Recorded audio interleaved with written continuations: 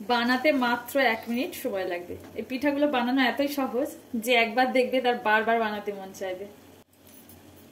এই দিয়ে দিলাম, আর 1 মিনিট পর ঢাকনা খুললেই আমাদের পিঠা একদম রেডি। ঢাকনাটা খুললেই দেখে মনে হচ্ছে না একেবারে উলের মতো সাদা ধপধপে। 1 মিনিট মতো সময় লাগবে এই পিঠাগুলো তৈরি করতে। যে কেউ একবার দেখাতেই বানাতে পারবেন, এতটাই সহজ। কোনো রকম মেশিন ছাড়া যে এত সুন্দর উল পিঠা বা কল পিঠা তৈরি করা যায়, আজকে রেসিপি না দেখলে বিশ্বাসই হবে না। নমস্কার বন্ধুরা, আমার নতুন একটা রেসিপিতে আবারও সবাইকে স্বাগত জানাই। আজকে শেয়ার করব একদম নতুন ধরনের একটা পিঠার রেসিপি। কোনো রকম কিন্তু ঝামেলা নেই, শুধুমাত্র চালের গুঁড়ো দিয়েই আপনারা মাত্র 10 মিনিটের মধ্যে এই উল পিঠা বা কল পিঠা তৈরি করে নিতে পারেন। আর এটা না বাচ্চাদের কাছে দিলে তারাও কিন্তু অনায়াসে বানাতে পারবে, এতটাই সহজ এই পিঠার রেসিপি। তো চলুন বন্ধুরা, আজকের রেসিপিটি সম্পূর্ণ দেখে নেওয়া যাক। আশা করছি আপনাদের কাছে ভীষণ ভালো লাগবে। ভালো লাগলে লাইক, শেয়ার আর চ্যানেলটি সাবস্ক্রাইব করতে নতুন বন্ধুরা একদমই ভুলবেন না। এই কল পিঠা তৈরির জন্য আমাদের লাগছে মেন একটাই উপকরণ, শুধুমাত্র চালের গুঁড়ো। আর এটা বাজারের কেনা চালের গুঁড়োটাই ব্যবহার করছি। এখানে ওই রকম কোনো নেই যে শিলে পেশা চালের গুঁড়ো লাগবে বা এখানে মিক্সিতে করতে হবে। তো এটা কিন্তু আমি একদম বাজার থেকে কেনা 250 গ্রাম চালের গুঁড়ো এখানে ব্যবহার করছি। এখানে আপনারা পরিমাণ মতো বাড়িয়ে কমিয়ে নিতে পারবেন। তো দেখুন পুরো চালের গুঁড়োটা দিয়ে দিলাম।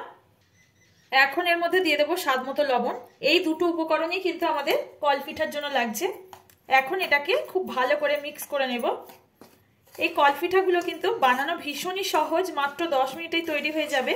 আর খেতে ভীষণ ভালো হয়, একদম অন্যরকম একটা পিঠার স্বাদ আপনারা নিতে পারবেন। তো দেখুন বন্ধুরা, এখন সমস্ত কিছু খুব ভালো করে মিক্স করে নিয়েছি। এখন এর মধ্যে দিয়ে দিতে হবে একেবারে ফুটন্ত গরম জল, দিয়ে আমাদের এই ডোটাকে তৈরি করতে হবে। তো আমি এখানে নিয়েছি একেবারে গরম জল, দেখতেই পাচ্ছেন ধোয়া উঠছে। তো এখানে অল্প অল্প করে দিয়ে একটা সফট ডো তৈরি করে নেব। এখন যেহেতু প্রচন্ড গরম জলটা এর মধ্যে ব্যবহার করছি, তো হাত দিতে যাবেন না, এরকম চামচ দিয়ে একটু মেখে নেবেন। আর দেখবেন খুব সফট একটা চালের গুঁড়োর ডো তৈরি হয়ে যাচ্ছে।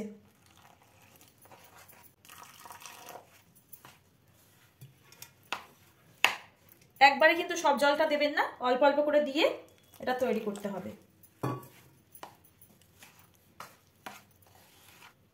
এবার হাত দিয়ে মেখে নেব।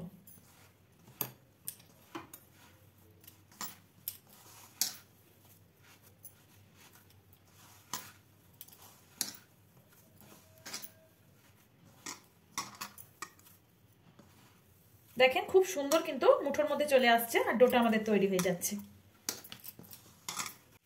তো এখন কিন্তু খুবই সফট করে আমি চালের গুঁড়োর ডোটা তৈরি করে নিয়েছি। আর এই পিঠাগুলো তৈরির জন্য অবশ্যই করে একটু নরম আর সফট করে মাখতে হবে। বেশ কিছুটা টাইম গরম জল অল্প অল্প ছিটে দিয়ে মাখবেন, দেখবেন খুবই সফট একটা ডো তৈরি হয়ে যাচ্ছে। এখন আমাদের ডোটা একেবারে রেডি এই কল পিঠা তৈরির জন্য। এখান থেকে ছোট ছোট লেচি তৈরি করে নেব। দেখুন এখানে আমার সমস্ত পিঠার ডো গুলো এইভাবে লেচি তৈরি করে নেওয়া হয়ে গেছে। এই কল পিঠা তৈরির জন্য আমাদের লাগবে একটা কল। তো এই কল পিঠার জন্য আমাদের সবার কাছে কিন্তু কলটা পাওয়া যায় না। তো আমি বাজার থেকে এইরকম একটা মেডিসিনের দোকানগুলো থেকে এইরকম একটা সিরিঞ্জ নিয়ে এসেছি। এটা আছে 60 ml এর সিরিঞ্জ। তো এটা আপনারা 50 থেকে 60 টাকার মধ্যেই পেয়ে যাবেন। তো এটাকেই আমরা এখন কল পিঠার জন্য তৈরি করে নেব। প্রথমে আমাদের এটাকে বের করে নিতে হবে। আর এই কল পিঠার জন্য কলটাকে আমি তৈরি করে এখন খুব সহজেই দেখিয়ে দিচ্ছি। একে প্রথমে আমাদের এর এই যে মাথার অংশটা আছে এটাকে একটু বেশি করে ছিদ্র করে নিতে হবে। এখানে যেহেতু সিরিঞ্জের জন্য একটা ছিদ্র করা থাকে, তো এটাকে আমি একটু ছোট করে কেটে দেব গরম কিছু দিয়ে। আর এখানে চারি সাইড দিয়ে এখন ছিদ্র তৈরি করে নিতে হবে। প্রথমে আমি এটাকে কিন্তু খুব ভালো করে একটু সাবান দিয়ে ধুয়ে পরিষ্কার করে নিয়েছি। এখন এর মধ্যে আমরা ফুটোটা তৈরি করে নেব। তো এখানে আপনারা মোটা ধরনের যে সেফটি পিনগুলো হয় সেটা গরম করেও করে নিতে পারেন। তো আমি সেফটি পিন দিয়ে করছি না, এখানে এইরকম একটা তার নিয়েছি। এগুলো প্রায় সবার বাড়িতেই থাকে এইরকম তার। তো এটাকে আমি এখন গরম করে নিয়ে এর মধ্যে ছিদ্রটা তৈরি করে দেখিয়ে দিচ্ছি। আপনারাও কিন্তু খুব সহজেই এই কলটা তৈরি করে নিতে পারবেন। এই মাথার অংশটা কাটার জন্য আমি একটা ছুরি গরম করে নিয়েছি। আর এইভাবে দেখুন ধরলেই এটা কেটে যাবে।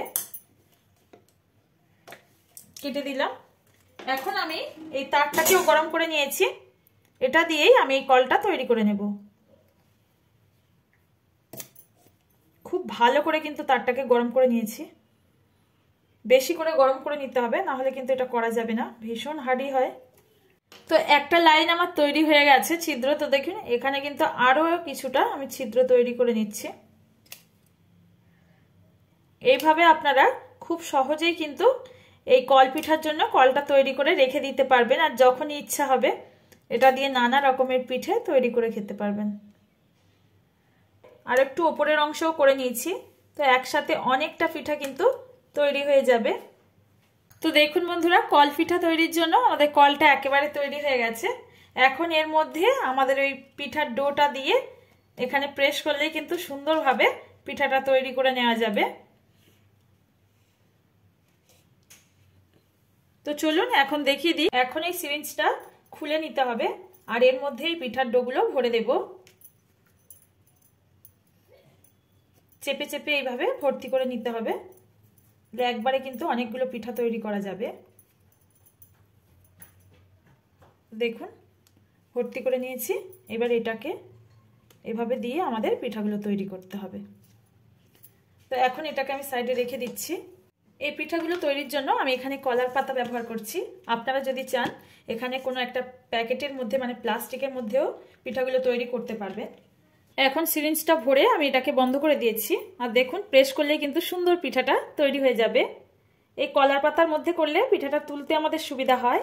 এইভাবে দেখুন একটু প্রেস করে ঘুরিয়ে নিতে হবে আমাদের কলটাকে। দেখুন কত সুন্দর পিঠা তৈরি হয়ে যাচ্ছে। খুব সহজেই কিন্তু এই পিঠাটা আপনারাও ঘরেতেই তৈরি করে নিতে পারেন।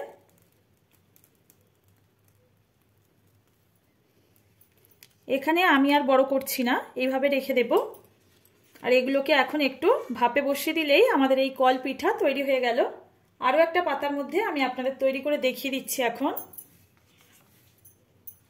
নিয়ে নিলাম আরও একটা কলার পাতা। কলার পাতা যদি সব সময় না পাওয়া যায় হাতের কাছে, আপনারা কিন্তু যে কোনো স্টিনারের মধ্যেও করে নিতে পারবেন, আবার যে কোনো প্যাকেটের মধ্যে বা বাটার পেপারের মধ্যেও তৈরি করে নিতে পারেন এই পিঠা।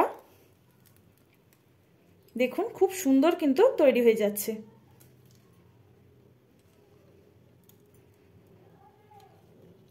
এই পিঠাটার ডোটা কিন্তু আমাদের অবশ্যই করে খেয়াল রেখে তৈরি করতে হবে। খুব বেশি শক্ত হলে কিন্তু এই পিঠাটা তৈরি করতে অনেকটা সময় লেগে যাবে, আর ডোটা একদমই বেরোতে চাইবে না।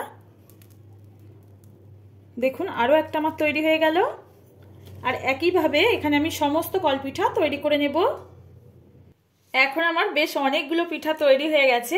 এগুলো এখন 1 মিনিট করে আমাদের একটু স্টিম করে নিতে হবে। চলুন পিঠাগুলো স্টিম করে দেখিয়ে দিই। বেশ কিছুটা জল আমি এখন গরম করতে বসিয়ে দিয়েছি, আর এর মধ্যে একটা এরকম ছিদ্রযুক্ত বাসন বসিয়ে দিতে হবে। এর মধ্যে আমাদের পিঠাগুলো স্টিম করে নিতে হবে। তো এখন এটা একটু ফুটে উঠলেই আমরা পিঠাগুলো এর মধ্যে দিয়ে দেব। দেখুন জলটা এখানে স্টিম উঠতে শুরু করেছে। এর মধ্যে আমি পিঠা দিয়ে দেবো এক এক করে। এটাকে দেওয়ার পর ঢাকা বন্ধ করে ওই 1 মিনিট করে সময় লাগবে আমাদের স্টিম হতে। তো এখন ঢাকাটাকে বন্ধ করে দিলাম, 1 মিনিট অপেক্ষা করব।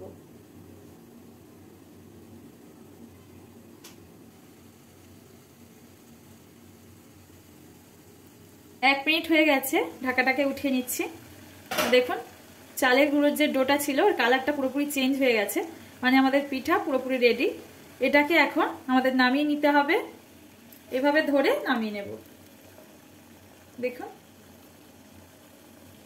আবারও একইভাবে আমি আরও একটা পিঠার পাতা দিয়ে দিচ্ছি, আর এটাকে দিয়ে আবারও ঢেকে দেব, আর আমাদের পিঠা তৈরি হয়ে যাবে। আর এক এক করে বন্ধুরা এখানে সমস্ত পিঠাগুলো আমি তৈরি করে নামিয়ে নিচ্ছি। দেখুন এখানে সমস্ত পিঠাগুলো আমার তৈরি হয়ে গেছে। এখন কলা পাতার থেকে এই পিঠাগুলোকে উঠিয়ে নেব। অনায়াসে কিন্তু বেরিয়ে আসবে, কোনো রকম তেলও লাগাতে হয়নি। দেখছেন আর কত সুন্দর দেখতে হয়েছে পিঠাগুলো। পিঠাগুলোকে এইভাবে নামিয়ে নিচ্ছি। আপনারাও কিন্তু খুব সহজেই এই উল পিঠা বা কল পিঠা এটা তৈরি করে নিতে পারবেন। আর বানানো তো দেখিয়ে দিলাম কতটা সোজা। একবার যে বানাবে সে বারবার কিন্তু বানাতে চাইবে। কোনো ঝামেলা ছাড়াই এটা তৈরি হয়ে যায়। শুধুমাত্র কিন্তু চালের গুঁড়োটাই লাগছে এখানে। এই পিঠাটা শুধু শুধু ঝোলা গুড়ের সঙ্গে খেতে কিন্তু দুর্দান্ত লাগে।